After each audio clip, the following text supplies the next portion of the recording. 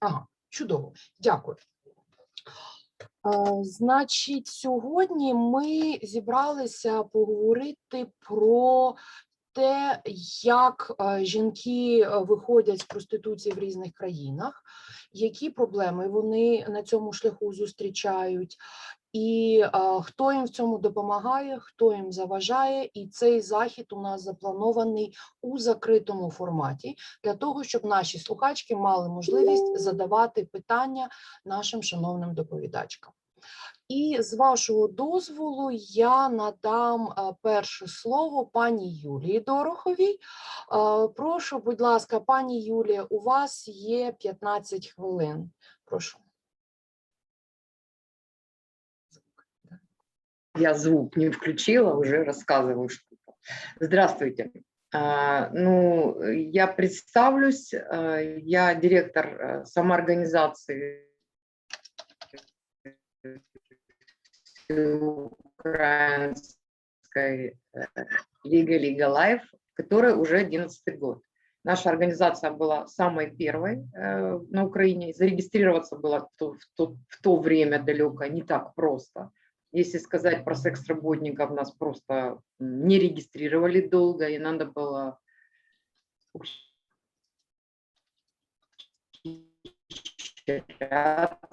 так, чтобы зарегистрировать самоорганизацию. И везде звучит, что мы самоорганизация секс-работников. О нас можно посмотреть на сайте, веб-сайте нашей организации и на Фейсбуке, на нашей страничке. Тематика, которая сейчас поднята в этом зуме, достаточно непростая, потому что как таковая проблема или там тематика секс-работы, она звучит недавно, скажем так, сравнительно, грубо говоря, лет 5-7, вот так вот. И она всегда звучала в основном в контексте борделей, предоставления сексуальных услуг, какой-то клубнички, там, какой-то желтухи, но и еще звучала очень серьезно в плане того, что секс-работники являются ключевой группой, уязвимой к ВИЧ. Параллельно начала звучать тематика о насилии. О насилии над женщинами, о насилии в проституции. То есть вот, по крайней мере, то, что обычные люди, которые не в теме, которые смотрят СМИ и читают газеты, о чем вообще звучало. То есть о том, что это насилие, о том, что это рабство, о том, что в проституцию втягиваются молодые женщины, которые попали в тяжелые жизненные обстоятельства или каким-то обманом, или по каким-то другим причинам, и что этим женщинам некуда деться, они никуда не могут пожаловаться, они фактически хорошая добыча для полиции, для сутенеров, для мужчин, которые живут за счет женщины, альфонсов и так далее. Она не звучала, поскольку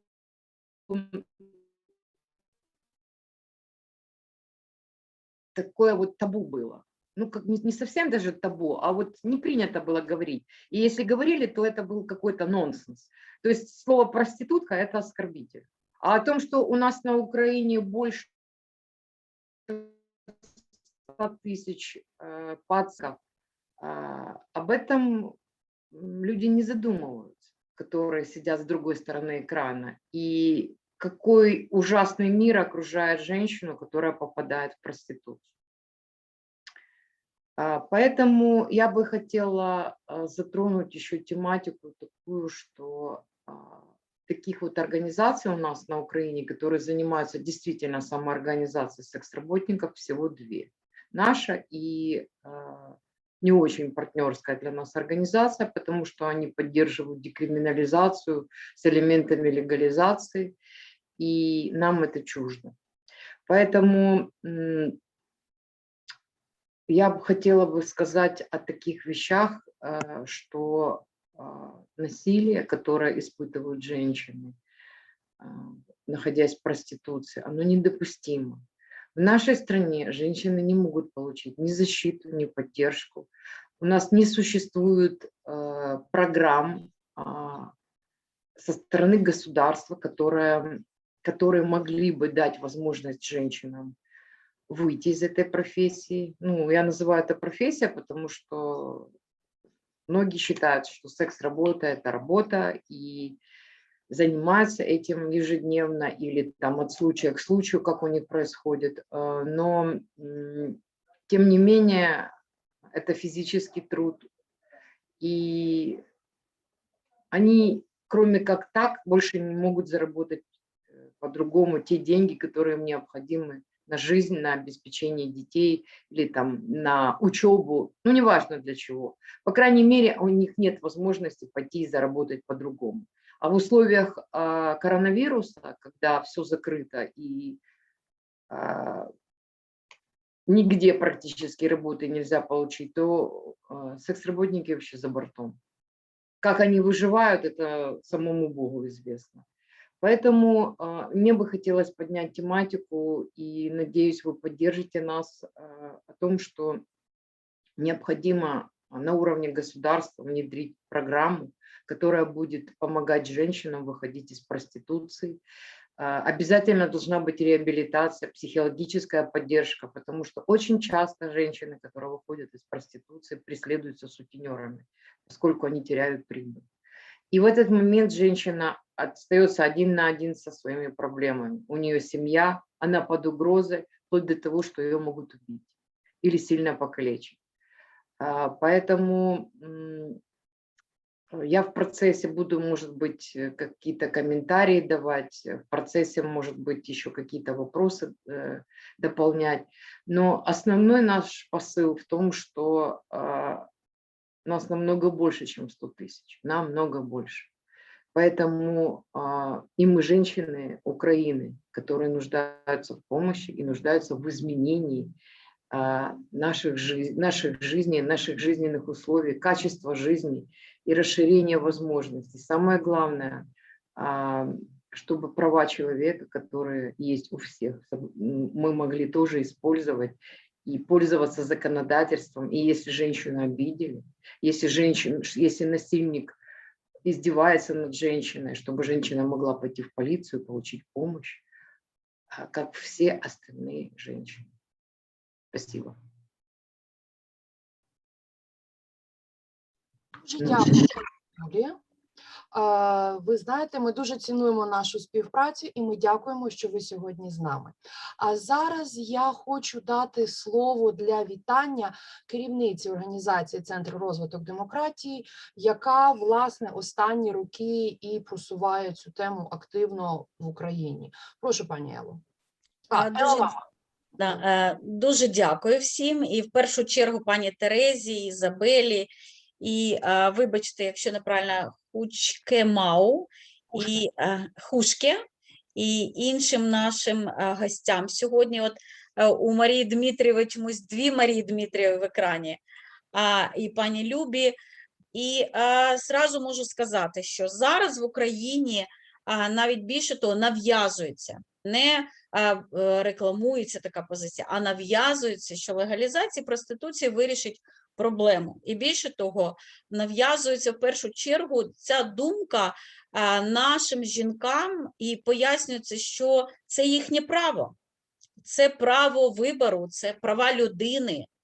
І я чула не один раз, як дуже багато жінок, які в, скажімо так, сексуальному рабстві сьогодні в Україні, вони говорили про те, що ти, Ела, не в цій групі, це моє право, це мій вибір, і ти порушуєш мої права людини, якщо ти хочеш протидіяти легалізації проституції. І це для нас виклик, і в першу чергу нам закидають, що ми не представляємо цю групу жінок, але в той же час намагаємося за них вирішити їхнє право, як жити, як працювати, як заробляти. І я також пам'ятаю, десь років 10, навіть, може, 15, думала про те, що легалізація проституції – це вихід з положення. Але в той же час, чим більше я працювала з цією темою, тим я більше розуміла, що це фундаментальне порушення прав жінок. І дякуючи цим прикладам різних країн, які я бачила, я змінила свою точку зору.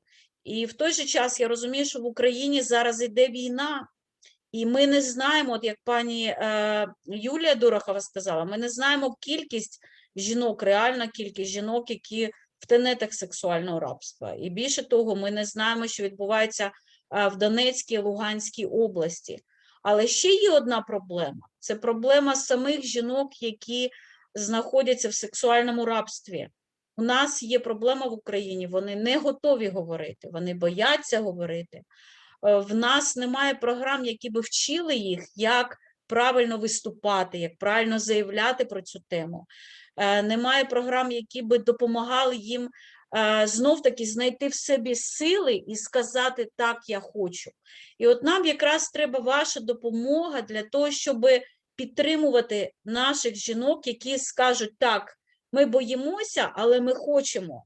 Допомагайте нам створювати такі мережі, створювати такі союзи жінок, які би нам допомагали правильно говорити, вміти говорити. І зараз, сьогодні ще є одна проблема в Україні. Всі донори, до яких ми зверталися, щоб рекламувати шведську модель, показувати позитивні сторони моделі рівності, на жаль, нам відмовили, сказали, вибачте, це не пріоритетна для нас тема. І тому я звертаюся до вас всіх, що давайте думати, як допомогти створити в Україні ті сильні мережі жінок, які знаходяться в сексуальному рабстві, які готові виходити, які готові самі створювати програми реабілітації, реінтеграції. Тому що, на жаль, сьогодні от ми вимушені констатувати, що ми це робимо без коштів, і завдяки вам, що ви так само для нас працюєте безкоштовно, ми дякуємо вам. І дякуємо за те, що ви надаєте свій час безкоштовно, підтримку і готові і далі нас підтримувати. Це от, як знайти оці аргументи для жінок українських, які досі сьогодні думають, що легалізація проституції їм допоможе, і вони заявляють, що це їхнє право на вибір, право вибору. Дякую всім за виступи. Дякую, Елло. Так, велика проблема у нас є зневажливе ставлення і нехтування проблемою сексуальної експлуатації і секс-індустрії загалом в Україні, коли у нас затримують і переслідують жінок, які зайняті у вебкамінгу, але не затримують сутенерів, не закривають борделі, і навіть реклама борделів у нас є відкритою, вона поширюється. Звичайно, слово бордель там не звучить, але ця реклама є дуже широко доступною, в тому числі для дітей, для іноземців. І ніхто цим іноземцям не каже, що проституція в Україні не є декриміналізованою повністю, це є адміністративне правопорушення. Значить, я би з вашого дозволу хотіла зараз коротенько нагадати, хто у нас виступає за ким. Першу я надам слово пані Хушке, потім я попрошу до слова пані Терезу, яка з нами вже спілкувалася на нашому першому заході. Наступною я попрошу до слова пані Любу, якій ми дуже вдячні за її підтримку і допомогу в організації наших заходів. І останньою виступить пані Ізабелла, з якою ми теж спілкувалися на першому заході. І після цього у нас буде можливість задавати питання і від панелісток до панелісток, і ми також будемо приймати питання від наших глядачок. Я сподіваюся, вони до нас долучаються потрошку.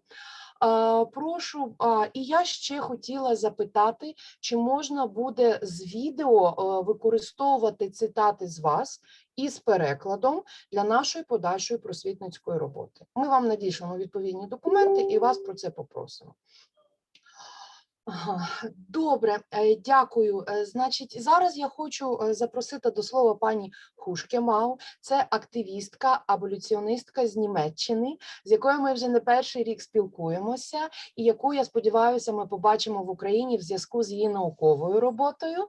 Але сьогодні ми хочемо поговорити про ситуацію з проституцією саме в Німеччині, бо на Німеччину у нас дуже часто посилаються як на зразок, на які ми маємо орієнтуватися. Прошу, пані Хушке, вам слово.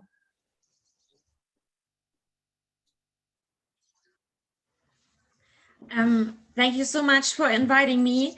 I prepared a speech. It's about 15 minutes. Is that okay?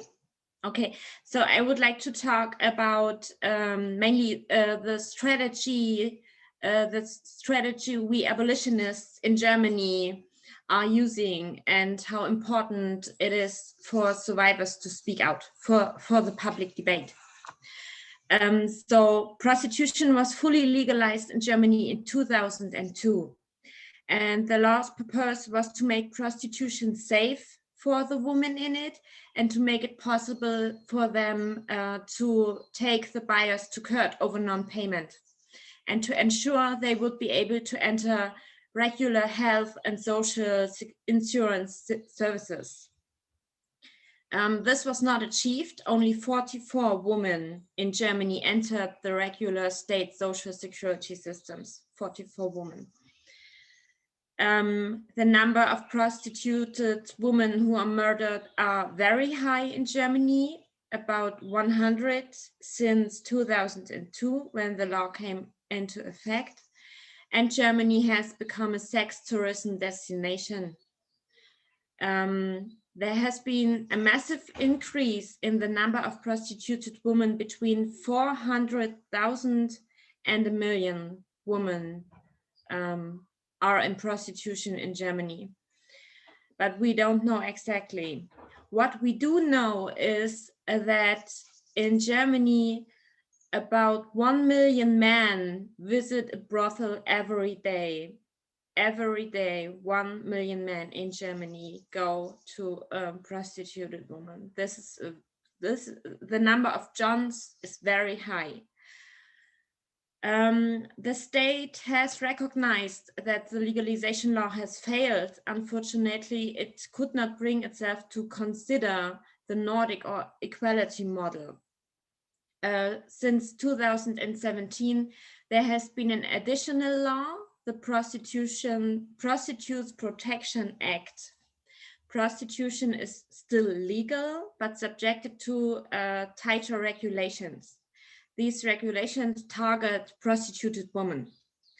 As before, pimping is only illegal if it's deemed exploitative. That is, if the pimp keeps more than 15% of the prostituted woman's earnings. Otherwise, pimping is legal. Regarding forced prostitution, there are no legal prosecutions without the victim's statement. And that leads to very few sentences a year, about 350. So what is the strategy of abolitionists in Germany? Of course, we view the situation of prostitution in Germany very critically, and we believe it impedes equality between man and woman. There cannot be any equality where one sex can buy the other, and we see that Germany is being called the brothel of Europe, and that German society is becoming brutalized here. We also see that in Germany, together with the Netherlands, has a particular position within Europe as regards prostitution, as laws on prostitution are highly liberal. A few weeks ago, 2 Swedish journalists visited my town for an interview, and it was astounding for me to see that there are men who are shocked at the reality of prostitution in Germany. More than once, they asked about a series on German television called The Brothel Tester, in which a man who has now been sentenced for pimping was filmed helping other brothel keepers to improve and to pimp their brothels. This is on German TV. we are convinced that the effects of this pandering to a male sense of entitlement as regards the sexual use of women or a specific group of women cannot be overestimated in its impact on the relationship of the sexes. We see how all women are expected to fulfill certain demands and to comply with increasingly brutal practices.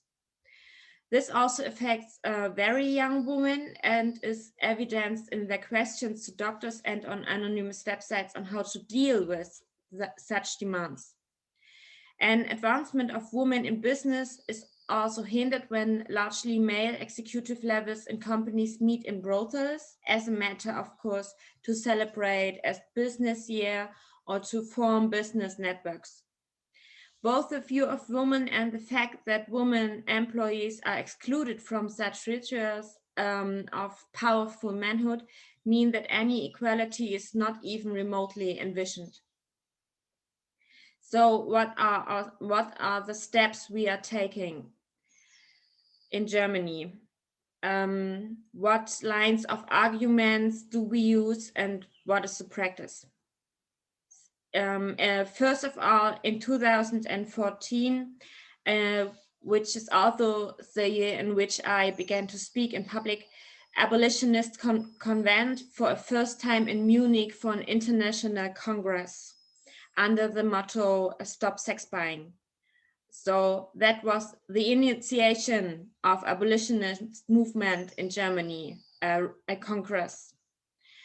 The association Stop Sex Buying still exists, and it is kind of an informal umbrella organization for every group that is abolitionist.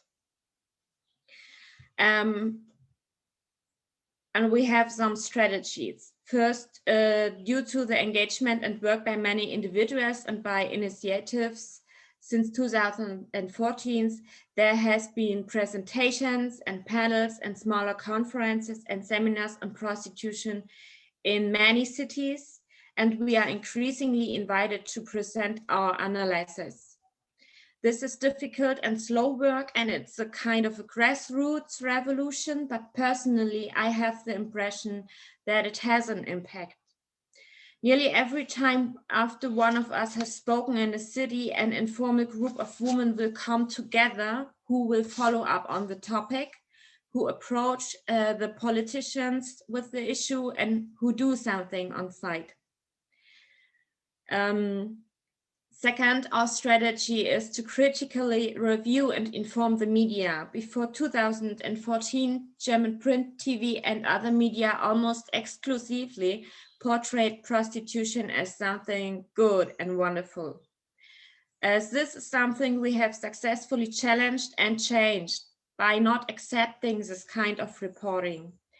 So it helps to write angry emails and to complain about how the media reports about prostitution. This has a positive effect. Today, we do not see that many one-sided articles or TV reports. And the Nordic model is mentioned more often in the media. We are still far from having achieved a realistic presentation in the media, but at least there's hardly any report or documentary these days that does at least cast a view on both sides. Via the media change in public attitudes can be achieved. The third strategy is enlightenment, information and education. This means again and again having to explain key terms. We see how vital that is when we look at Switzerland. I spoke there a few times at the Women's Central Association in Zurich, has started a campaign for the Nordic model. And since then, the journalists have gone wild and they keep writing that abolitionists want prohibition of prostitution. But the Nordic model does not mean a prohibition of prostitution. It is not illegal for women to prostitute. It is forbidden for punters to use women. So it's forbidden to exploit a prostituted woman. And that has to be explained over and over again. What also has to be explained is that legalization is not the same as decriminalization. And above all, that as abolitionists, we only wish to decriminalize prostituted women and not all aspects of the sex industry, which would mean pimps and brothel owners. In German society, the belief still prevails that legal prostitution is good prostitution and that only illegal prostitution leads to such things as forced prostitution and human trafficking. This is not the case, and we have to explain this again and again.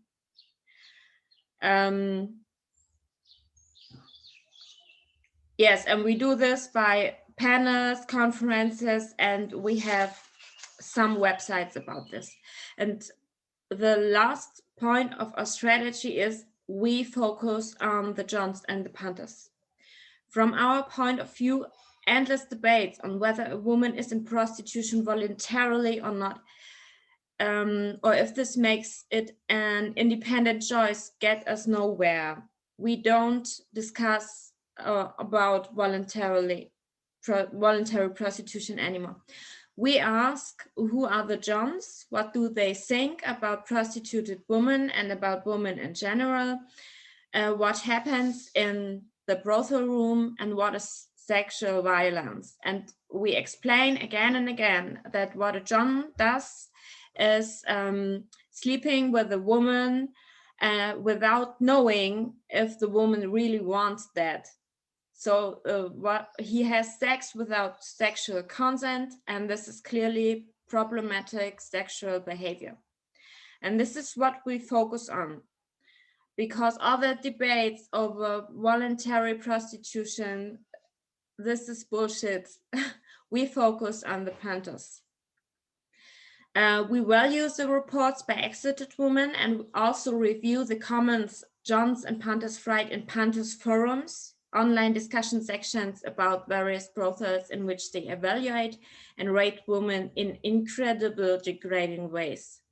And we are publishing this so everybody can see what Johns and Panthers do. This is very important because the media sometimes paints Johns and Panthers as harmless men who just want to cuddle and to speak. And we wish, our wish is that all people can see the violence that Panthers use when it comes to prostituted women.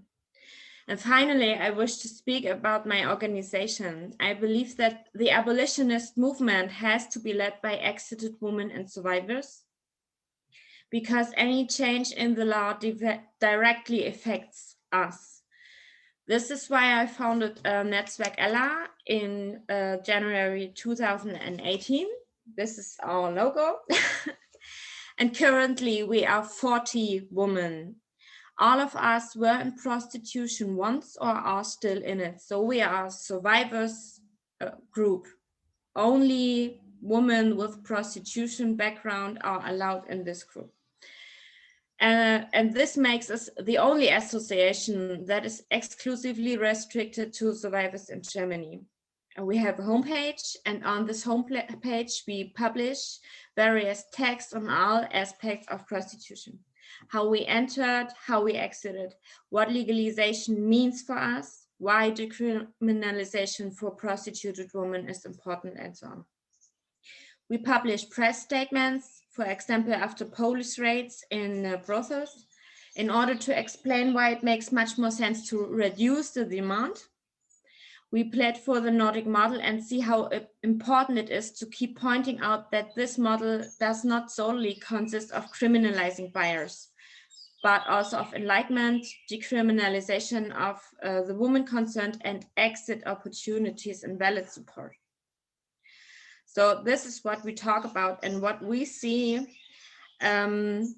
is that it has an impact when survivors of prostitution speak out, with articles, with text, with speeches, with interviews, and so on. And the media very much wants to hear from us, and that is good because via media we can change the public, what the public thinks about prostitution.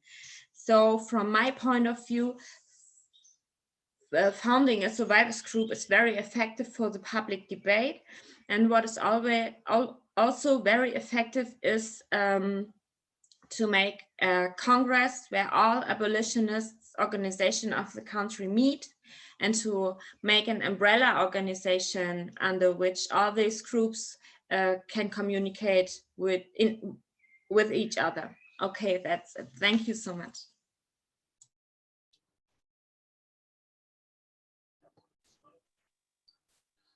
Дякую, пані Хушке, за ваш дуже цікавий, вашу цікаву розповідь і щиру і відверту, і за все, що ви робите для жінок, які перебувають досі в проституції в Німеччині. У нас тут було питання. В проституції працюють не лише жінки, там є також і чоловіки, і трансгендерні люди.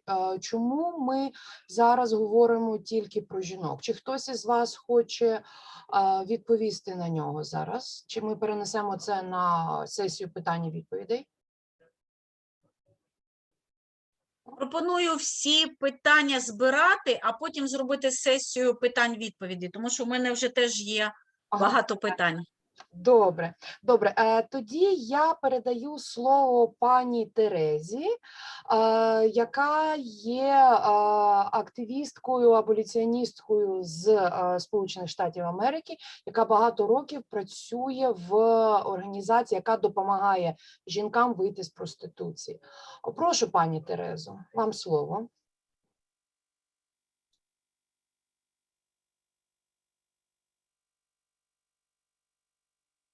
Ми вас не чуємо.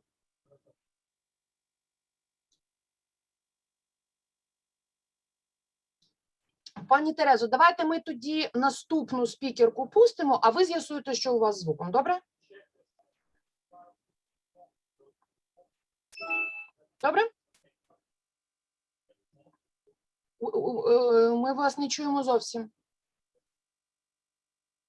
Так, добре. Тоді я попрошу до слова пані, так, а де пані Люба? Пані Люба, ви з нами? Да, добре, прошу, будь ласка.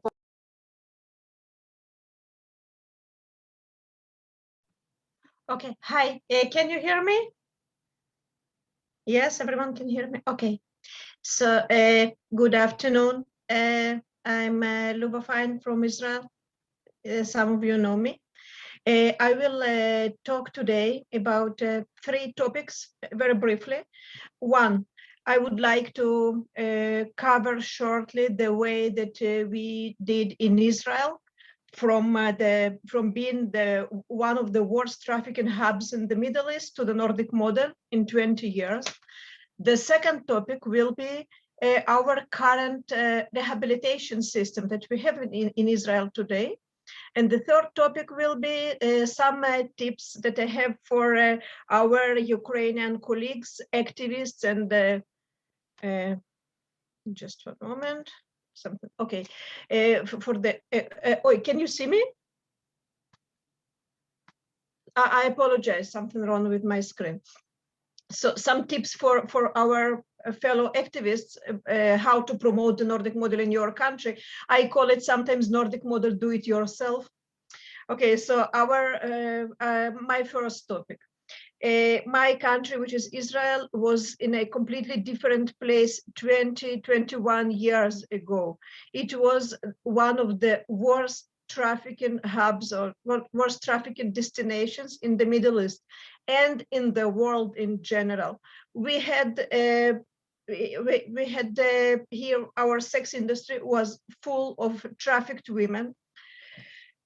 Many of those women were trafficked from Eastern Europe. The local sex industry exploited the economic and political crisis in the Eastern Europe after collapsing of the ex-communist bloc. There were also ethnic connections. Many people from former Eastern European countries came to Israel. Some of those people turned into pimps and exploited their cultural knowledge, their ability to manipulate local women. It was very easy because many of the women in Eastern Europe those days were naive and didn't understand what is going on here. They could be easily manipulated by dreams about better work and better life. And many of them didn't even understand that they are recruited to prostitution. And this situation lasted several years until local activists, politicians, feminists, even some journalists started creating awareness of the situation. Under the pressure of our activists, American Trafficking in Persons report. Do you know this report? Trafficking in Persons. This is a report issued by the United States every year, and it ranks all the countries in the world by the approach to trafficking. What the ranking says, it doesn't say that the situation is great in your country. The ranking only means that the government is doing something. That like the means to prevent the trafficking are sufficient. It can be. It is not necessarily successful, but it means that trafficking, the government is making efforts. So Israel was ranked the worst in 2001. It was ranked tier 3. Tier 3 is the worst ranking possible. And then we started our education propaganda, meeting policymakers. Happily, we had a politician, Zahava Galon. She's not in the parliament anymore 20 years later, but she started, she organized, she created a coalition, Anti-Trafficking Coalition. After several years of those coalition work, Israel passed Anti-Trafficking Law, which is an extremely strict law, which stopped the trafficking almost completely. At least the trafficking as we how we knew it. It stopped almost completely this slavery-like trafficking. The law passed in 2006. And in 2008, Zahava Galon, she didn't stop. She made another proposal, the Nordic model bill proposal. And it took us 10 more years to pass this bill.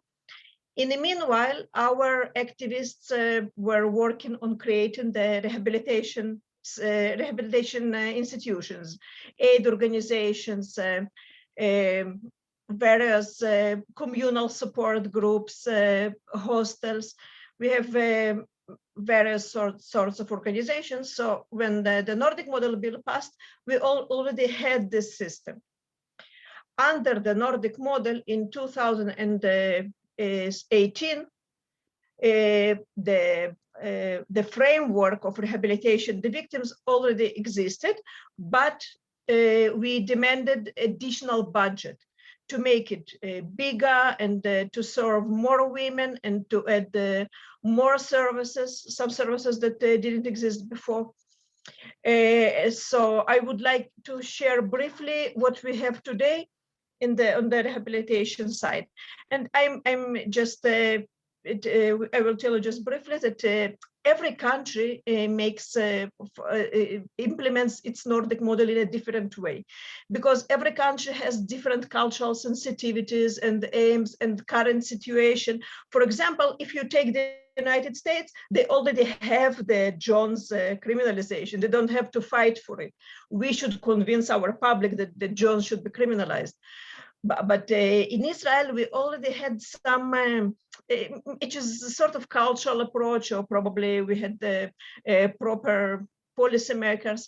So our focus is on rehabilitation more than enforcement. It comes with price, because I see very weak enforcement as for now, but the rehabilitation system is very good. So we have a very extensive range of organizations, which include hostels for prostituted women in extreme situation who need the sort of hospitality for a year, and they undergo treatment, social psychological treatment. They can get vocational skills. They have organizations where social workers help women to exercise their social rights. Why do we need it? Because in Israel, you can get help from the state if you are marginalized. But to get this help, to get everything, you should be a highly functioning person.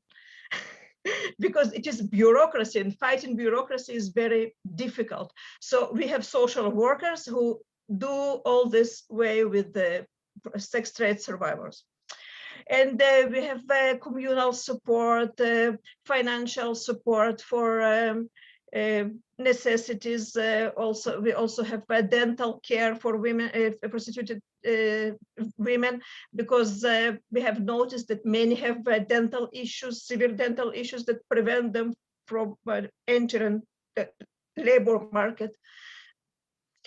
What else? Of course, vocational skills. We have several organizations that provide women with vocational skills, and they also focus on finding friendly employers who understand the women's past and situation, and they are more accepting, because sometimes a woman in trauma, she cannot function as well as at work as everyone else, or sometimes she misses days. So friendly employer is an employer who can handle the situation, can understand the sensitivities of that woman.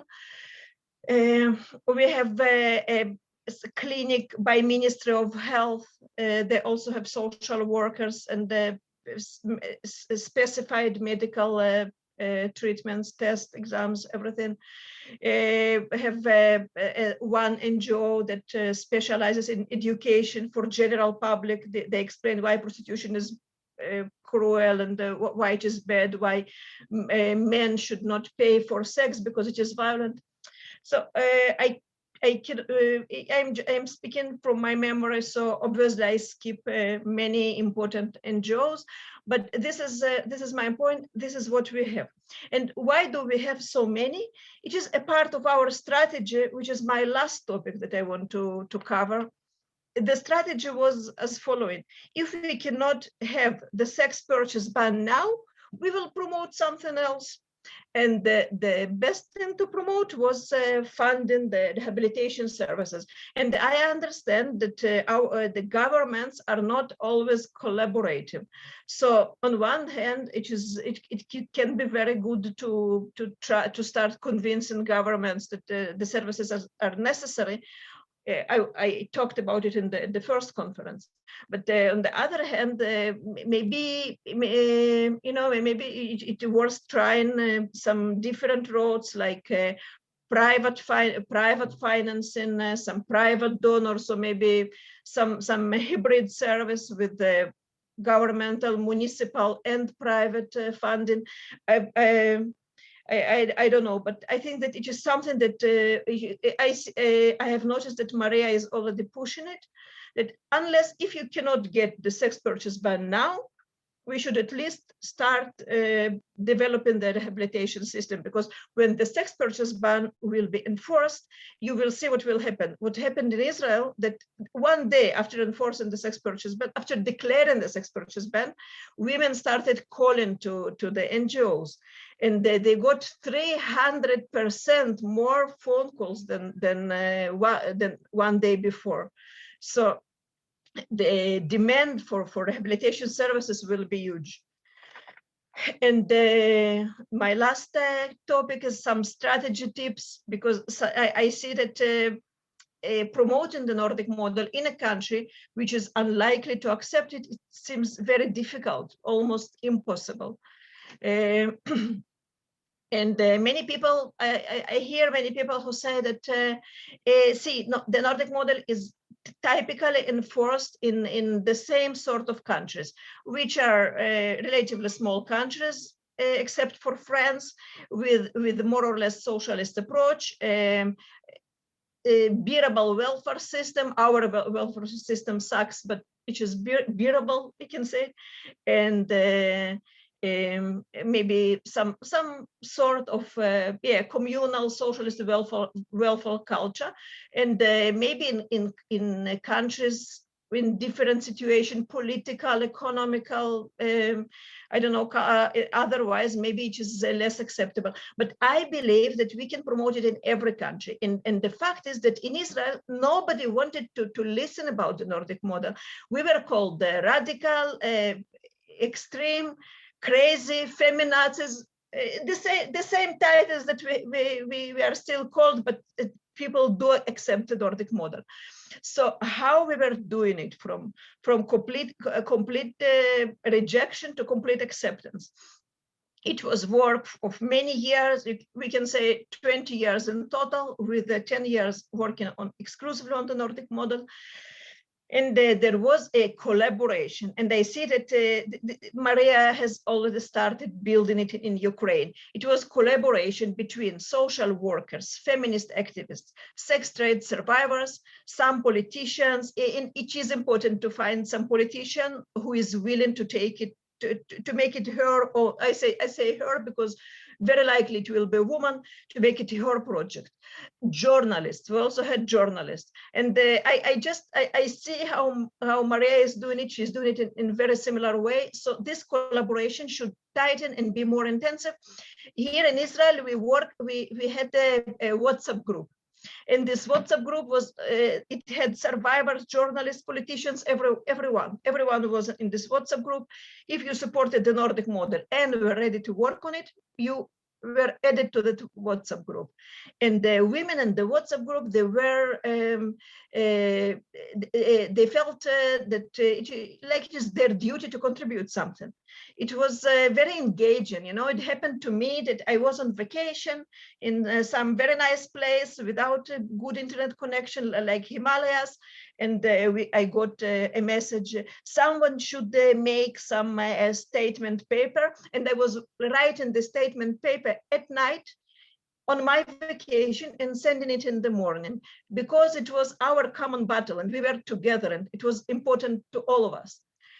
So I see this already starting in Ukraine, and I really hope that it will work. I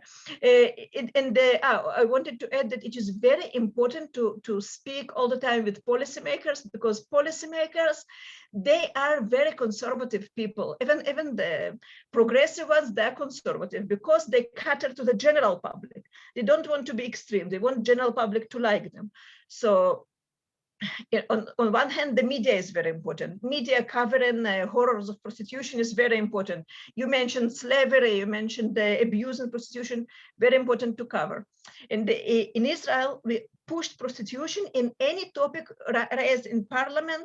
Like if in parliament, if we had some meeting about women in Israeli army, so our activists came and added a line, prostitution in Israeli army.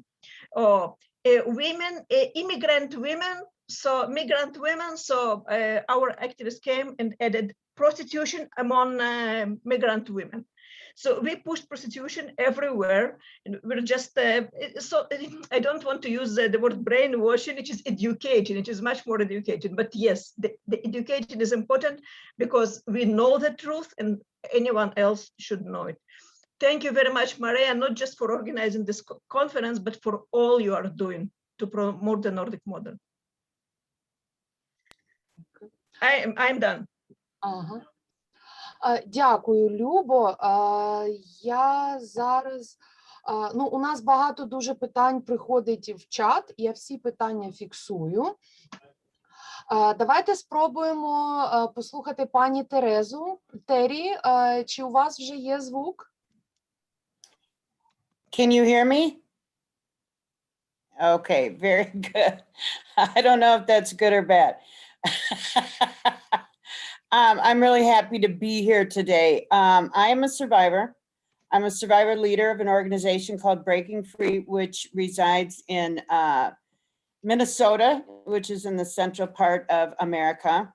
And in America, we do have some fundamental laws and protections regarding the sex industry, if you will. I hate calling it that. But so across the board with all 50 states, what we have done was we've protected our youth.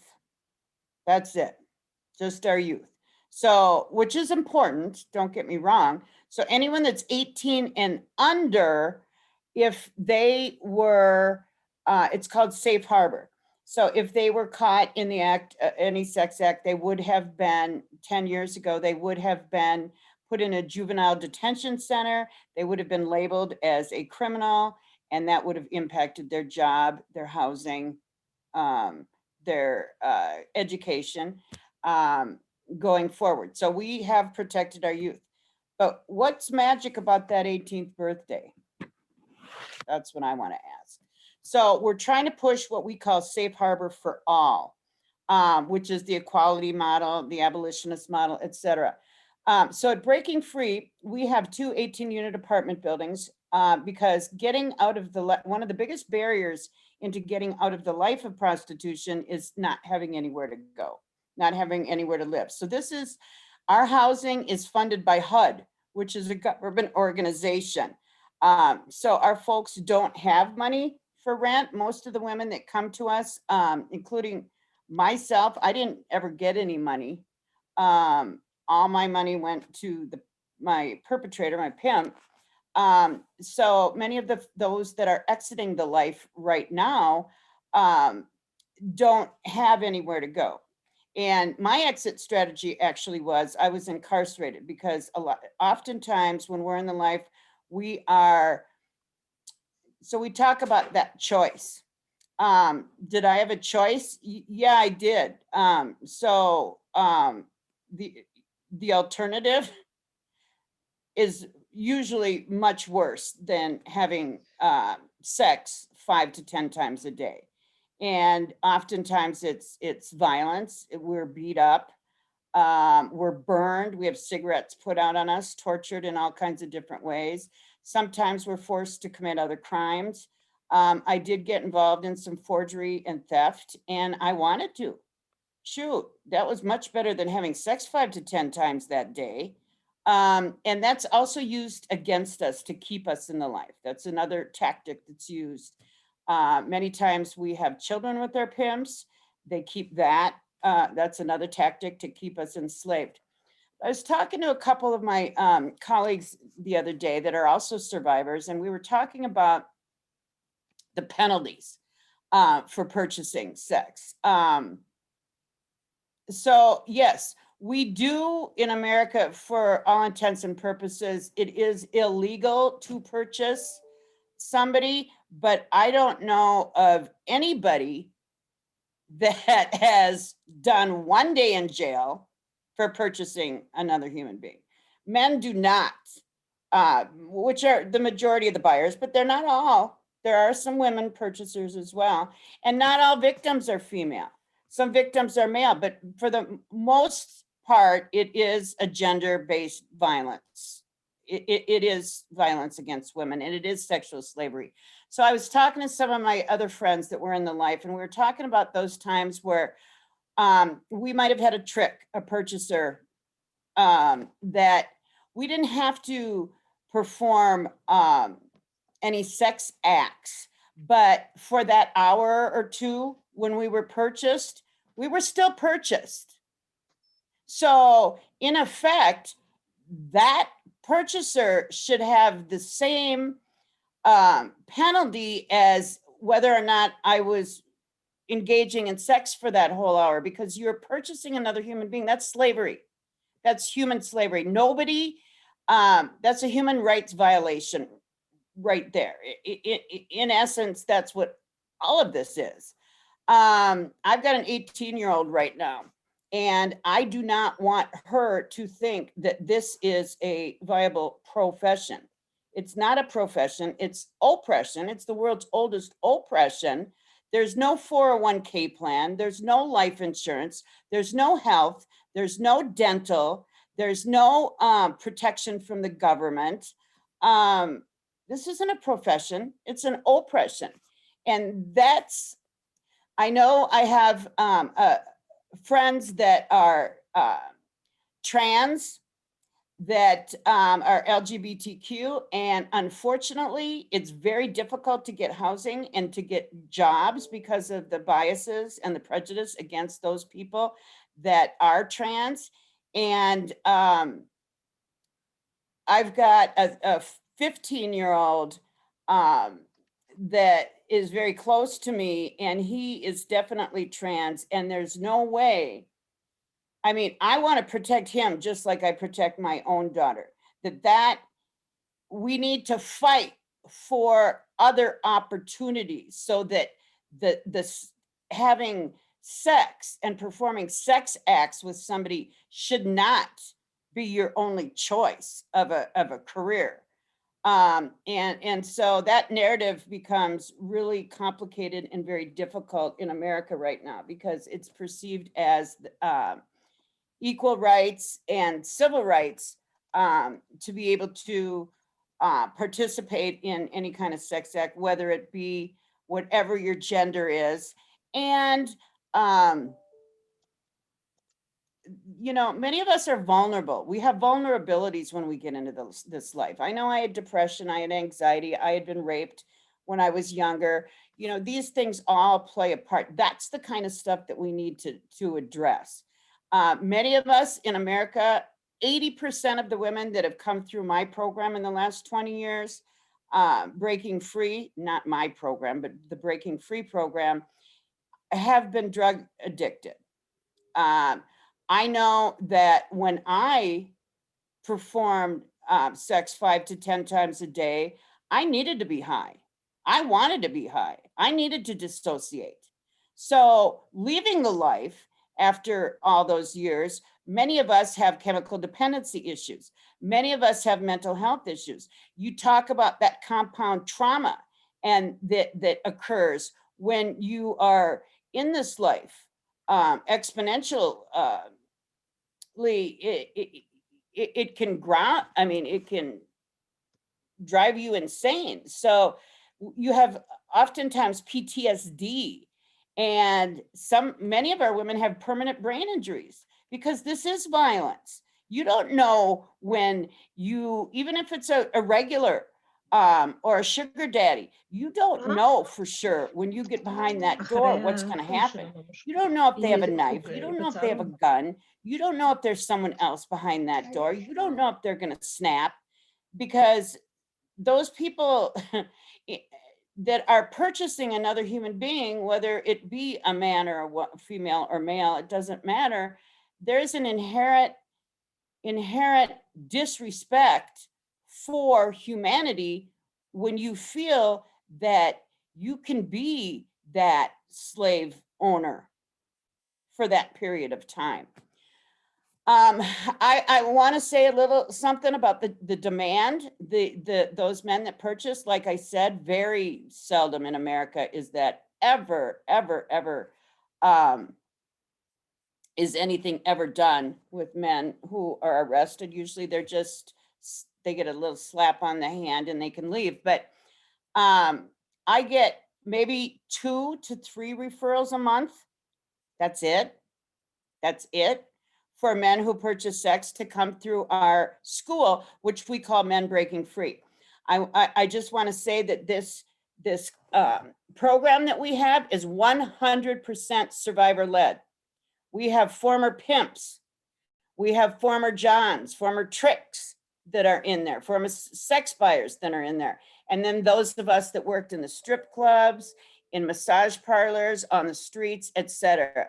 And then we also have a gal from the Department of Health that comes in who is one of our clients. So she talks about the diseases and the risks, the health risk, and then she puts on her hat as a survivor and really talks about what it was like when she was out there in Chicago turning those tricks. So, and one of the things that we are getting at, we're dissecting through this school. One of the goals is to have these gentlemen, have these men, and it's all been men for Breaking Free that have purchased, have them think about what were those messages that you had when you first decided to purchase another human being?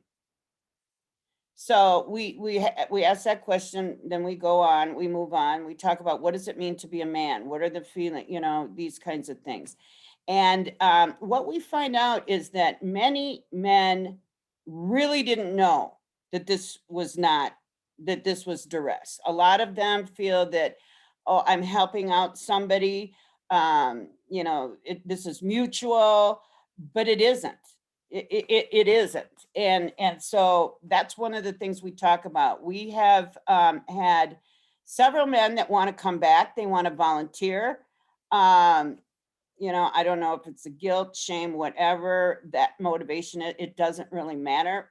What matters is that they've had a change in heart, or maybe a head change, who knows. But they now have the truth.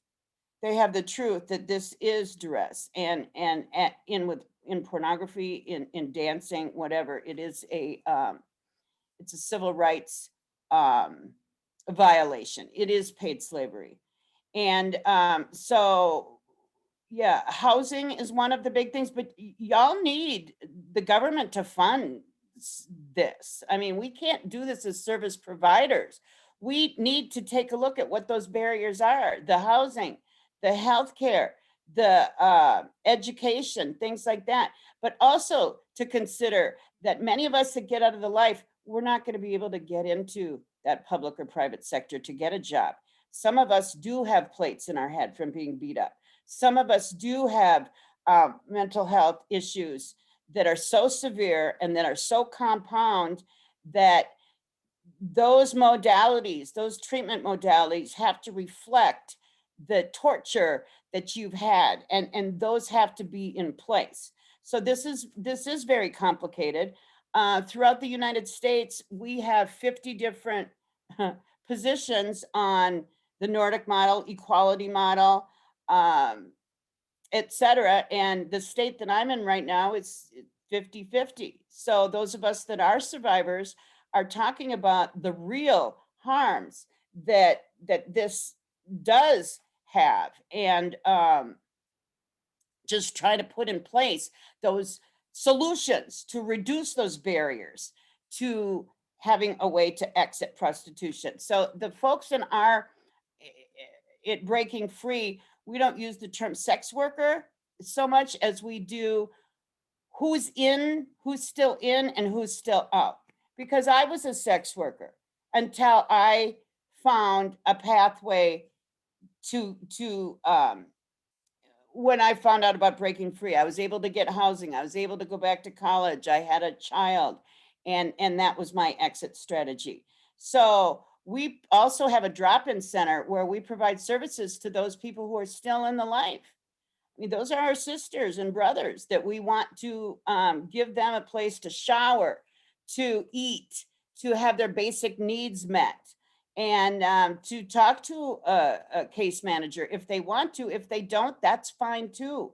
We're going to walk alongside them. We want to promote health and safety to every human being that is along this journey. So, you know, for the rest of my sisters, I just don't want anybody to have to go through that abuse, that invasive abuse.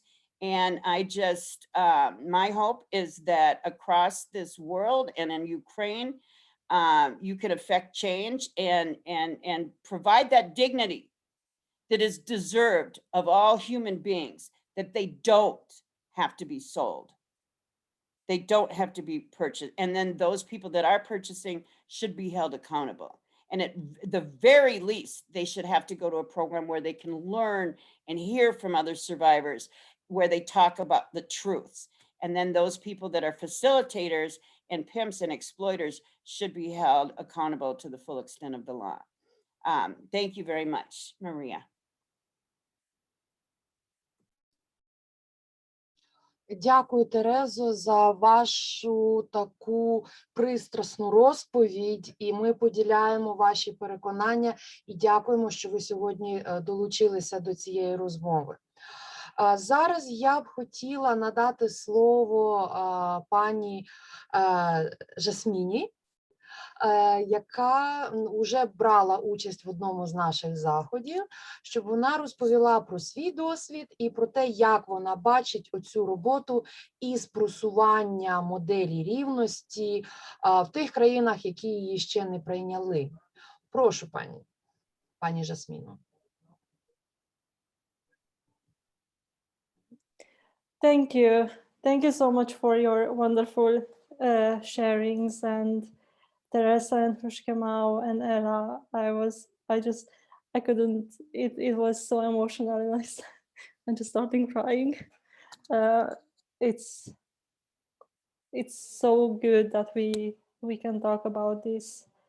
And I do call myself Yasmina, but it's not my real name. And I started using this name because when I came to Sweden, I had PIMS, and then I started talking about my experience, and then I've been told that it would be better to use this name. And along the way, along these 5 years, I just got swallowed up with this name. So that's why I'm going on with it. But first of all, I want to talk about my experience a little bit, and about my view about prostitution and how I exited. It's very interesting because I'm studying as a trauma therapist, and I am in my 4th year, and I've been always. There is always a discussion about women who enter into prostitution and their background, and often people say that they enter in prostitution because of their economic situations. But for me, I would actually challenge that and say that the economic situation would be secondary,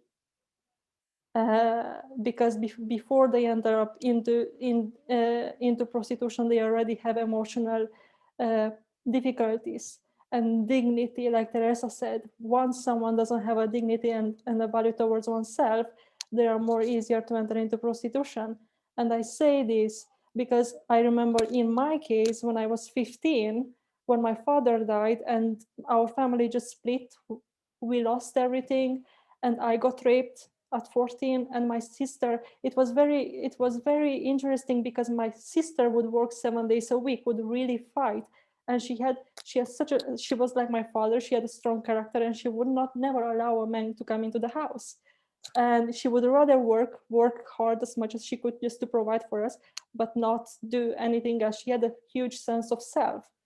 And meanwhile, I would go out and meet all kinds of men, and I thought that the more sex I had with men, the better I was. But it's funny because I never asked for money. I received money, and I think I received money because they wanted to pay to wash off their sense of guilt for having sex with a child. And life for me, I believe that everything leads to something else. There is a spiral. And as I was 25, I already experienced manipulation from other kinds of men, and I've been abused at my workplace where I worked in Romania. Well, actually, I am from Romania with Hungarian parents, and I entered into prostitution by the time I was 25. And during the time I entered into prostitution, I never thought I would enter into it and start selling my body. But when I did that, when I saw these girls, it was actually in Austria when I started selling sex. And when I saw these women, they kind of were strong and were happy. They didn't seem that they were traumatized or they were suffering. So, and because I didn't see any value in myself, I kind of wanted to be like them because they seem to be strong. And you kind of don't see the emotional difficulties within themselves because they kind of play a facade. And so I did, and I went along, and within 1 year I went down the rabbit hole. I started drinking and I started taking drugs, and I became more violent and more aggressive. And it's funny because I didn't really realize how I would go deep into all this. And I've been in prostitution in 4 countries, and I knew that I had some problems. I knew I needed help, but at the same time, I thought that this was my value, this was my worth. And for me, actually, it was more safer to be in prostitution than be outside, because there I had my own life. No people could get close to me, because it was easier. It was more easier to have sex with guys than to be emotionally close, because I knew if I will bond to someone emotionally, then I will be lost and they will use me. So for me, prostitution was like, it kept me safe from threats I felt I had. And when Hrushke Mao said about Switzerland, because I saw sex in Switzerland, for me, I keep on saying, and I'm still saying, that it was the worst place I ever been.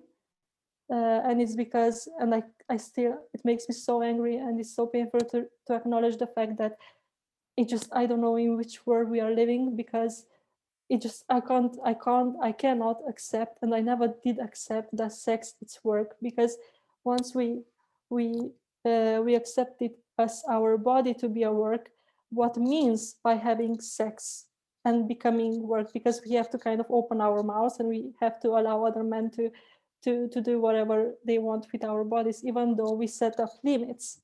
It's still because people have to disconnect, and I hear over and over again from other women telling me that when I ask them how they deal with men when they buy their body, and they said, well, I just don't think about, I just see them as a bankomat, as a cash flow, and they just disconnect. And I heard that from the very first day I entered into prostitution. They would keep on telling me the same thing. And throughout the time I've been in prostitution, I saw women always saying that I'm just not there, or I just think about the money, but I'm never there. And that's why from all what I've seen, I cannot say that this is a work, because it just cannot be a work, because it objectifies the human, the living organism, because we are living humans, and we have to shut down to be able to keep on going on over that.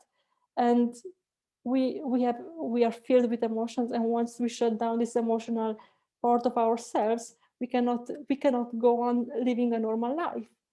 We split. There are two people. There is an emotional people and a living being, and we need both to be able to survive and live a healthy life. And that's why prostitution is not work. And when I came to Sweden through, well, I had PIMS, and it's very interesting because every country culturally they always PIMS always adapt to how the country functions. They are extremely smart, and they always see who are the women who are in a vulnerable position. And what I see, for example, in Romania, we call this a lover boy syndrome. There are many men who exploit women who have, let's say, for example, they already have a relational problems with their families, which are many who don't have a stable relationships with their families. And actually, by saying this, I want to also bring, I don't know if you know about the ACE study, is adverse childhood adversity. Is yes, maybe you heard, maybe you don't, but it's a study made by traumatized or people who enter in criminal situations, and what are the factors that they push them into that place. And this is a good study to look before judging, because this shows what are the underlying effects that people enter into all kinds of criminal situations, and one of those are difficulties with parents and runaway children. So it's very important that these children, young generation, have someone to talk about. And well, when I came to Sweden, it's funny because in my case, I never wanted to exit prostitution. And when the police actually took me because I met a man who bought sex from me and said that he would have sex with his own daughter, I went to the police, and then the police took me to a safe house, Talita, where I'm working today. And through them, I finally got the chance to leave. But yet, if I look back how it was for 5 years ago, it was not the way I view it today. Because at the time, I thought that prostitution was my choice. It was what I liked and what I was good at. Because to some degree, kind of women who enter into prostitution, they kind of they undervalue themselves, they get traumatized.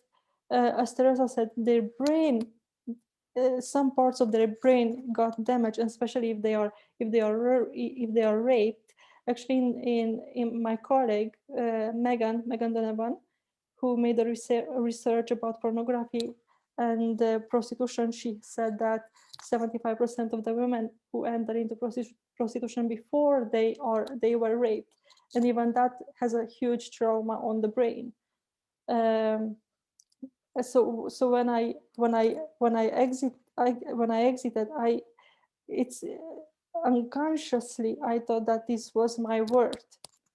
It was not that I really realized what was going on, and besides there were so many things going on at the time.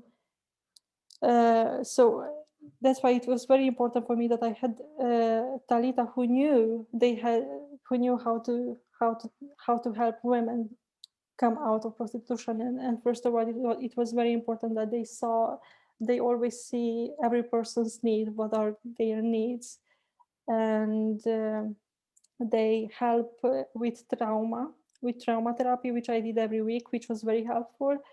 And first of all, they never judged me. They allowed me the way I was. And just by taking me out of that environment where I was before and living in a safe house where it was more structured, and where they had a phone where I could call 24/7, and I had a planning for the future. So I step by step, they kind of led me towards integration. And besides, they also helped me with work and integration into the society. But the funny thing is that not many people want to come out. And even today, when I go out and do, because I do outreach, and we have a street called Malmskillnadsgatan, where are the women often. And it's very funny because most of the women do not want to get out. And we have, as I heard earlier, we have many people, trans people, who are coming from Africa, who are here selling sex, and also there are boys who are selling sex, unfortunately. But they're often caused due to trauma and lack of support. So, and what I want also to say, it's with men who buy sex, I do not want to judge them, because I think it's very important to see their perspective as well. And from what we realize, that most of the men who buy sex, they already use pornography. So pornography as well has a huge impact on men view about women's body. And I have to say that if I can share this, when I was younger, in my 20s, I had a boyfriend who would actually buy sex and watch porn. And he would come to me home and tell me that everyone does this, you have to do this.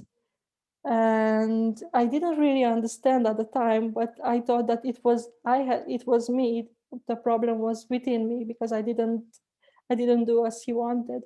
And so it's often about how men grew up, and what makes them see the women as they do, because no one is born to be criminal, and no one is born to see women as objects, but something happens to them throughout their lives. So that's why it's very important to see their view and try to help them too. So that was my message. Thank you. Mulțumesc, Ясміна. Oh, it's nice. Це було дякую румунською. Я б хотіла вам ще раз подякувати за вашу розповідь. Я теж сиділа тут, трималася, щоб не плакати, і наші слухачки в коментарях в чаті теж пишуть, що вони надсилають вам променів підтримки і вдячності за вашу розповідь, за вашу щирість і за вашу роботу.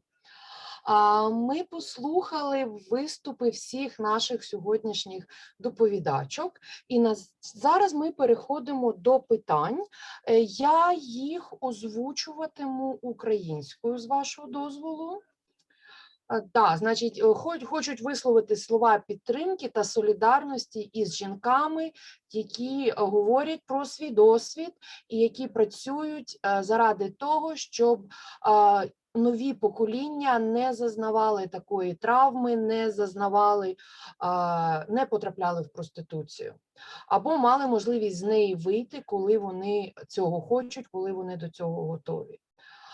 Значить, було питання про криміналізацію клієнтів.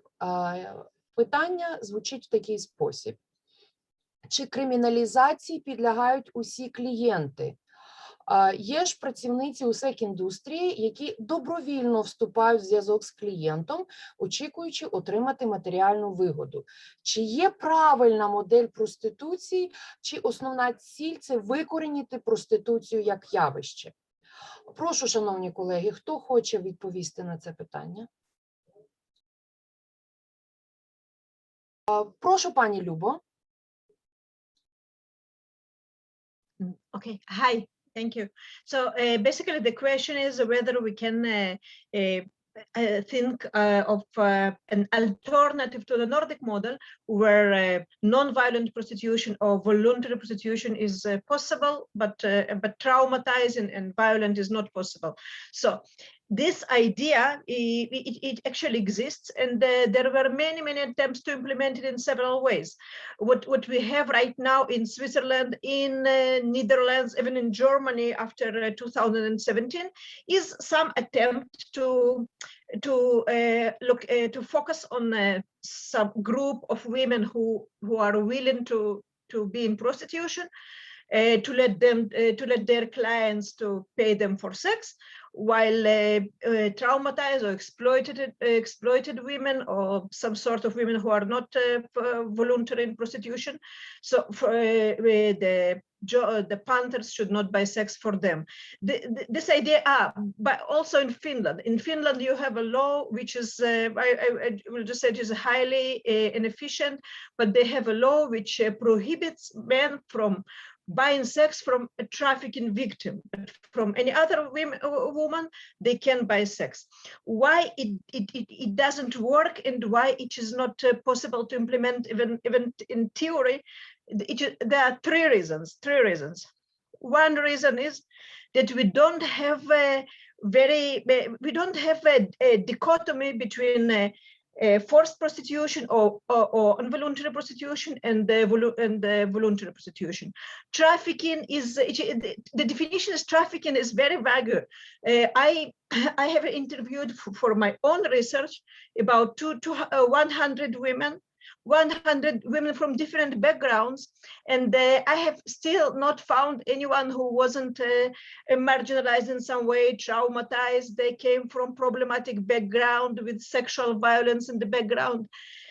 It is very difficult, you know. You cannot just draw a circle to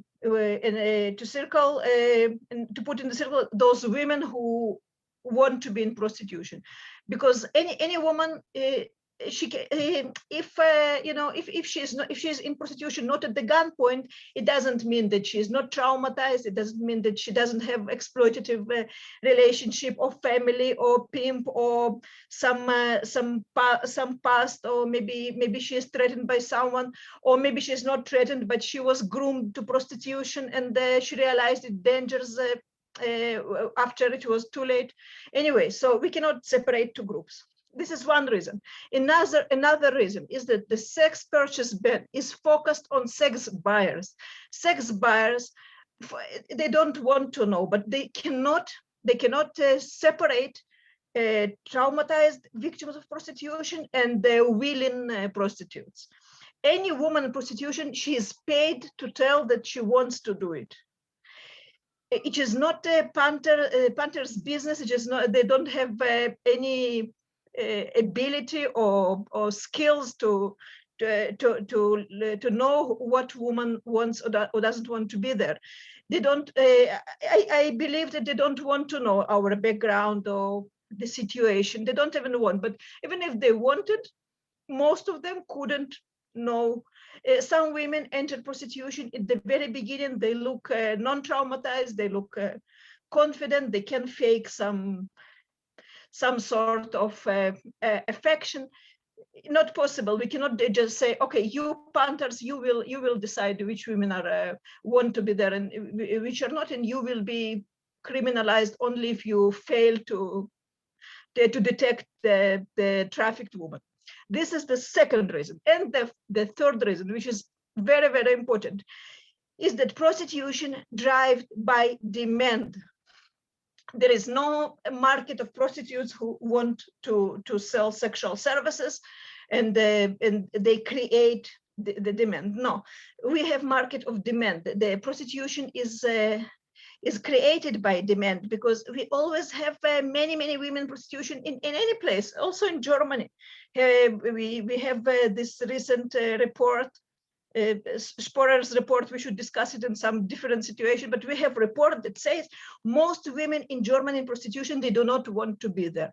And why they're in prostitution if they do not want? Because the demand is very high. And the industry run off of all the women who can pretend to be willing, all the groomed, the traumatized, the women who are there by mistake. Even this is not enough.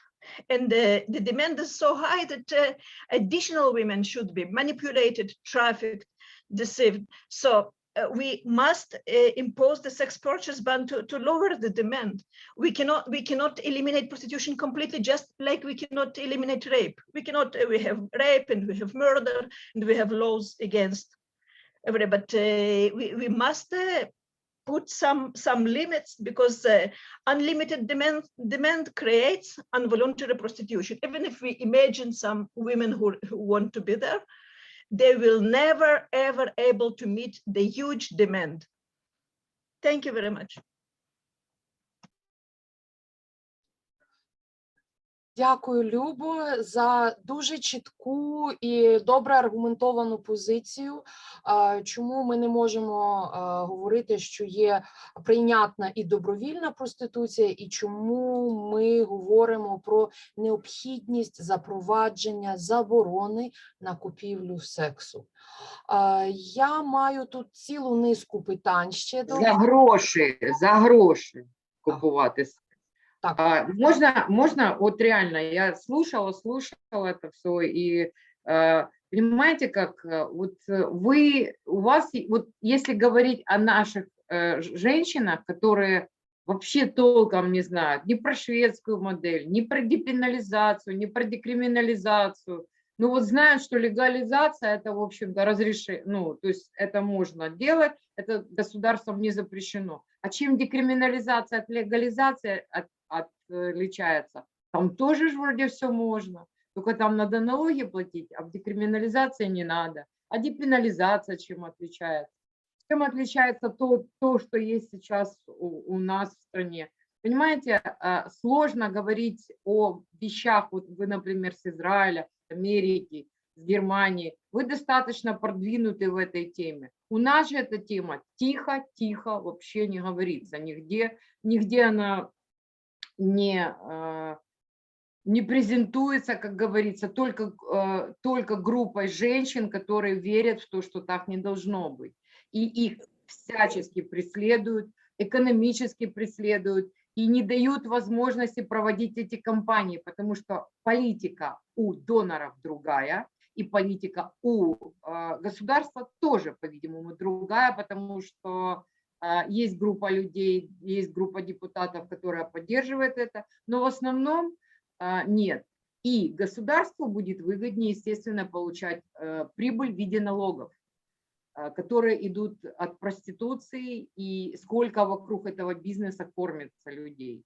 Поэтому сказать, что запретить продажу секса, ну, эта задача просто нереальная, если честно. Но на 1000 лет, много тысяч лет вопрос этот не решился. А вот минимизировать риск, снизить вот это вот насилие, снизить процент женщин, и не только женщин, а трансгендерных людей, мужчин, которые попадают именно в эту индустрию. Вот это наша задача. Я реалистка. И для того, чтобы понимать, как это все происходит, то, в общем-то, надо брать лучшие практики, которые есть у других стран, и внедрять у нас. И самое главное, у нас должна быть поддержка, потому что если мы хотим помочь нашим женщинам, а у нас нет вообще ничего для этого, то есть ни реп-центров, ни каких-то там, кстати, для наркозависимых секс-работниц, тоже у нас как бы есть разделение на женщин-наркозависимых, и, в общем-то, ну, вот в эту категорию входят много женщин, разных женщин, но вот у нас нет совершенно вот таких вот подходов специфических. Да и вообще, по сути говоря, как посмотреть, так нашему государству это особо и не нужно, кроме декриминализации с элементами легализации, когда государство будет иметь прибыль. О людях тут как раз не думают. Поэтому, да. Можна я теж добавлю? Мені здається, дуже дякую всім за виступи, настільки цікаво. Я все пишу, і я взагалі думаю про чоловіків. Абсолютно згодна з тим, що і хотіла би попросити вас скинути ті матеріали, які є для програми, ну, в програмі для чоловіків, методики, які питання їм задаються. Тому що на сьогоднішній день наше телебачення і все, що відбувається на наших засобах масової інформації, вона показує молоду дівчину як секс-товар. І що зґвалтування – це нормально, насильство – це нормально, коханкою бути нормально. І я собі думаю, як почати кампанію в Україні, в якій порнографія – це нормально, і чоловіки виросли на стереотипах по відношенню до жінок, особливо до молодих дівчат. І у нашій країні дозволено навіть друкувати оголошення про те, що шукаю на роботу таку-то працівницю, такого-то віку, і плюс до того пишуть, що навіть екскорт-послуги, і це легально, ну, це не легально, але це і не забороняється. І я весь час думаю, як цю кампанію почати. Але дуже дякую вам за практичні поради. Да, я, Элла, хочу тебя поддержать, потому что если мы будем говорить между собой, и если мы будем говорить, ну вот выходить на женщин между собой, опять-таки, для этого нужен ресурс, потому что у нас идет действительно война, причем война не даже за женщин, а скорее за средства, и скорее за политику, потому что это политический вопрос, и очень многие заинтересованы, ну, люди при положении, чтобы была легализация с элементом, ну, декриминализация, то есть чтобы получать прибыль от этого. Сейчас это самый большой прибыльный бизнес, теневой, потому что у нас в стране невозможно что-либо делать, если нет крыши от силовых структур, просто невозможно. Индивидуалки – это редкое исключение, но даже на трассе люди работают с сутенерами. И за защиту, да, они дают очень большой процент, там это отдельная тема. Но опять-таки, если мы не будем доносить информацию у нас в стране о том, что есть еще и вот такое, и создавать условия для женщин, которые могут прийти и получить помощь, реально вот какие-то общественные организации, у которых там есть шелтеры, ну это 2, 3, 4, но это не системно. Если мы поможем 1, 2, 3 женщинам, это прекрасно, это замечательно, мы спасем 3-4 женщин. Но это должно быть системный подход. Очень многие наркозависимые, очень многие алкозависимые, полинаркомания присутствует. То же самое про психологические травмы. Это огромная проблема, которая не решается вообще. Дякую, Юля. И я буду очень признательна, если мы будем поддерживать. Я Дякую. еще могу сказать, но, в общем-то, это основное. Can I?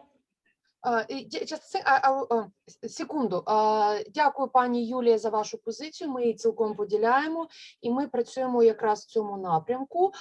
Єдине, хотіла зауважити, що у Франції, коли вони планували запровадження цього такого закону в себе, вони провели величезне економічне дослідження.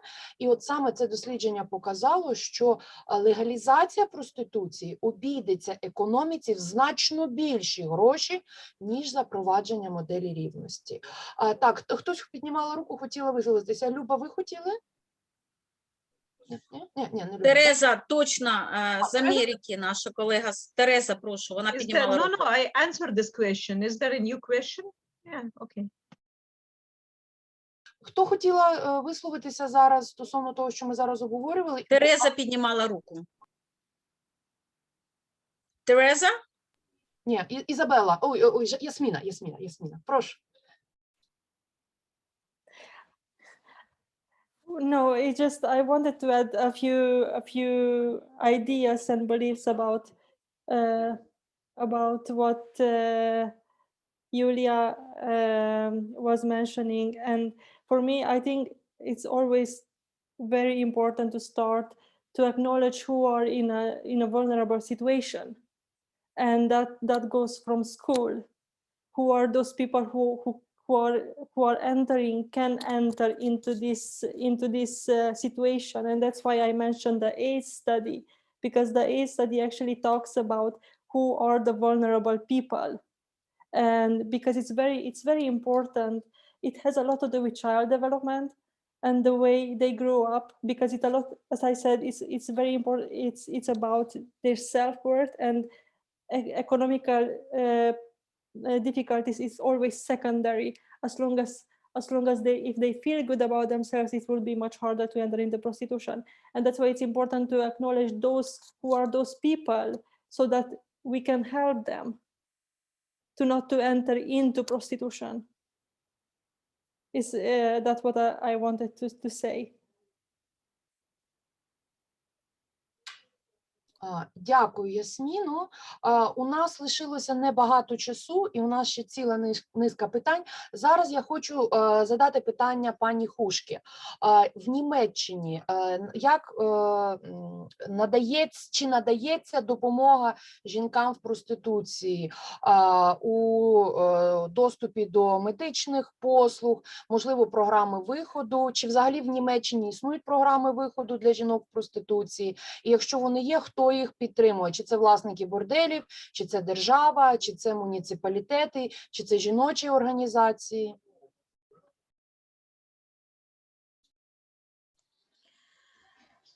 We do have exit programs in Germany, but they are not from the state.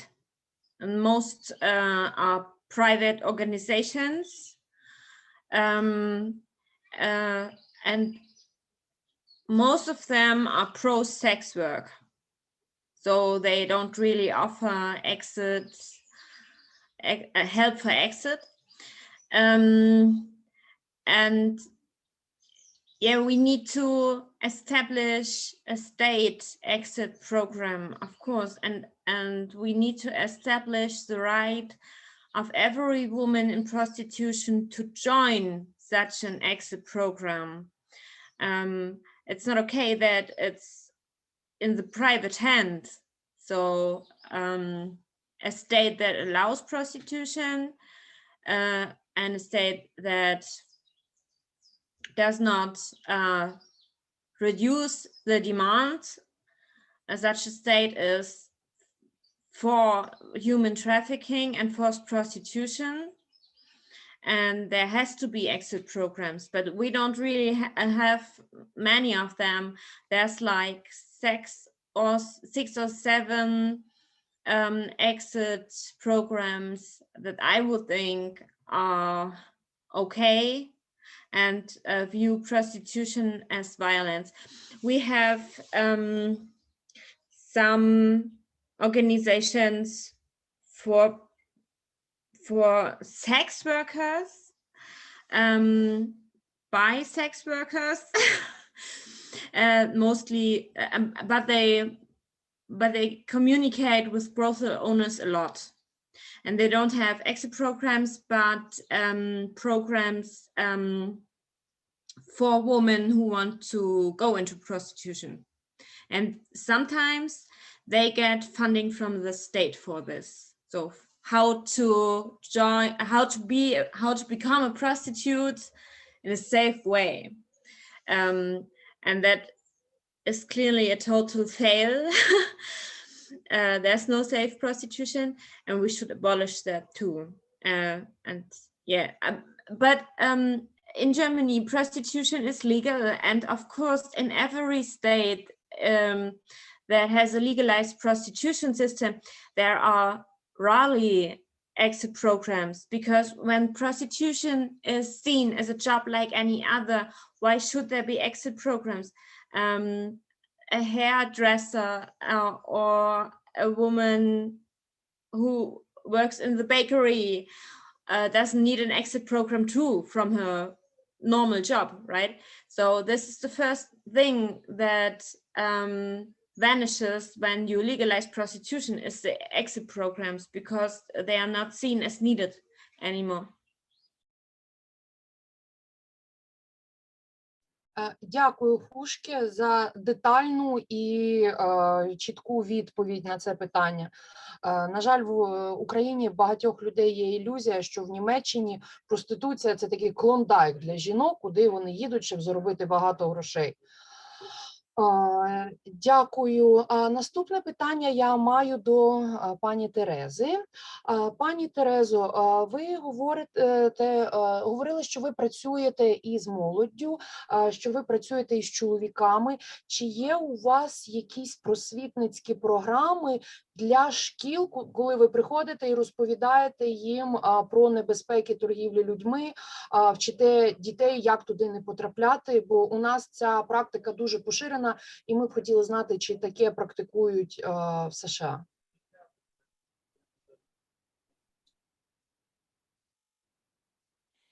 Yes, and that's a very good question. Now, not every school will allow us in. There's a lot of parents that say, I don't want you to come in and talk to my students about this. But in the Catholic schools, we're able to come in. In the private schools, very often we're able to come in because of the scandals with the priests and et cetera. I know in Minnesota, at any rate, they gave us carte blanche. We could come in and talk. What I did when I came, it depends on the age. There's age appropriate material, I believe. But when we often go into high schools and talk to folks.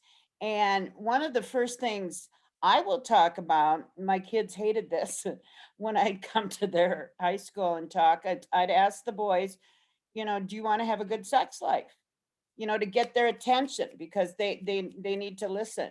And I would say, if you do, one of the things you're not going to do is you're not going to watch pornography, because we know that extended visualization of pornography can and oftentimes creates erectile dysfunction. I don't know about you all, but in America, we have a lot of ads on television for erectile dysfunction, a lot. And they are not geared for people that are 55 and older. They're geared for people that are between 25 and 40. Actually, I've worked with some professors of medicine at the University of Minnesota, University of St. Thomas, and other places where they have confirmed that this is a reality, and that's the shift. So that gets their attention. So then we talk about the fact that women can be your mother. Everyone has a mother. Not everyone has a sister, is a, you know, etc. But everyone has a mother. And is that something that you would want your mother to participate in? If you had a child, is this a career path that you would want your child to get involved in? And we keep it real personal. We tell our personal stories. You know, I talk about when I was raped at 15 and when my parents split up at 15 and how that caused this whole, you know, different vision for me and my expectations, and things had kind of crashed.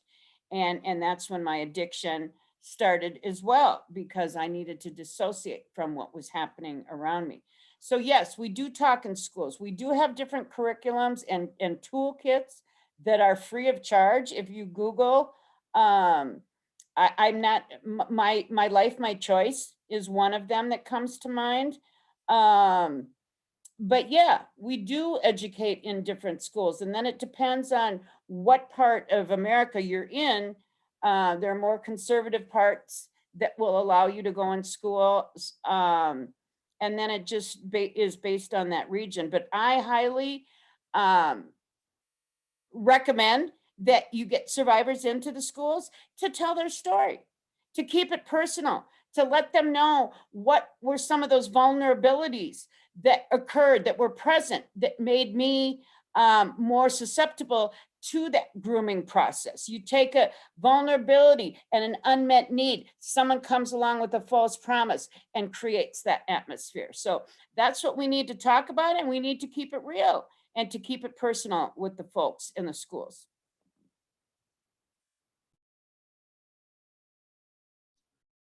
Дуже дякую, Тері, за чудові приклади. Ми обов'язково почитаємо і поширюватимемо інформацію про ваші програми. Але вкотре я приходжу до висновку, коли я слухаю, коли жінки діляться своїм досвідом про різні питання, про різні проблеми, як у випадку домашнього насильства, так у випадку порнографії, проституції. Висновок єдиний, що ми маємо слухати жінок і ми маємо працювати з хлопчиками, ми маємо працювати з чоловіками, і ми маємо залучати чоловіків, які розповідатимуть іншим чоловікам, чому така поведінка є неприйнятною, чому це є порушення прав людини, і чому вони, як дорослі, відповідальні люди, можуть цьому зарадити і мусять цьому зарадити. У нас лишилася 1 хвилина. Я думаю, що ми на цьому... Чи у наших шановних панелісток є якісь доповнення, коментарі, зауваження, які б ви хотіли озвучити, перш ніж ми сьогодні з вами... Ми з вами не прощаємося взагалі. Ми з вами будемо обов'язково ще зустрічатися, ми будемо вас запрошувати. Дуже багато було питань до Люби про те, як організована робота притулків для жертв торгівлі людьми і жінок, які виходять з проституції. Там ціла низка питань, ми з вами їх обговоримо пізніше, можливо, підготуємо публікацію на цю тему. Ми з вами не прощаємося, як я вже сказала, але зараз, що б ви хотіли сказати нашим слухачкам?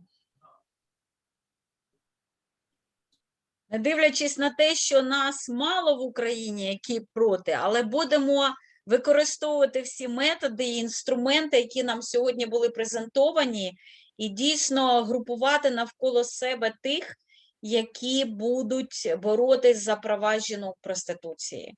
І я дуже дякую вам за цю роботу, за чудові приклади, і будемо до вас ще звертатися не один раз, тому що нам треба ваша допомога, підтримка, особливо підтримка, коли ми говоримо про міжнародні організації, які, на жаль, сьогодні ми вже 3 роки до них звертаємося. Всі донори кажуть, так, гарна робота, яку ви робите, а коли ми просимо їх про конкретну допомогу, на жаль, і тому ми будемо просити вас з нами спільно допомагати нам писати проекти, шукати підтримку і звертатись до міжнародних агенцій разом, до донорів, до урядів, до посольств. І будемо вам дякувати за подальші спільні заходи. Тереза, ви хотіли щось додати?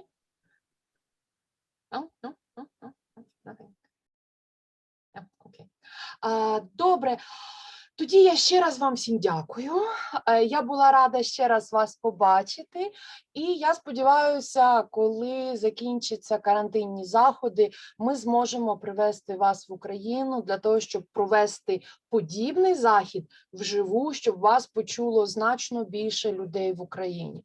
Як жінок, так і чоловіків. На цьому я вам дякую ще раз і прощаюся. Неплохо было бы еще поехать посмотреть, как это работает в Це Израиле. наступний етап. Це Хорошо. наступний етап. Все, всім дякую. До побачення. Побачимо. Thank you so much. Bye.